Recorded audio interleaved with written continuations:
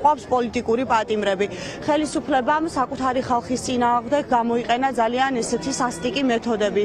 აწამა და ასისხლიანა ადამიანები, ხო? არ მინდა რა ეხა ეს იმეორებთ ერთი და იგივეს უკვე 100-ჯერ და 1000-ჯერ და რეალურად მართლა ძალიან მძიმე სიტუაციაა და სულ იმაზე ვფიქრობ, ზურა როგორ მოიქცეოდა, როგორ შეეცდებოდა, რომ საერთო ენა გამოეძებნა მაინც ყველა მხარესთან, იმიტომ რომ თვითონ იყო ესეთი ტიპის პოლიტიკოსი, რომელიც ყოველთვის გზების ძიებაში იყო და ყველასთან ჰქონდა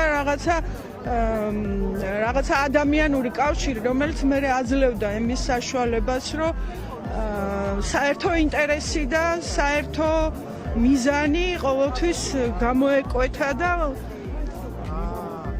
მეც მგონია, რომ აი ამ ყველაზე რთულ სიტუაციაში მთავარი არის, რომ არ ვიცი.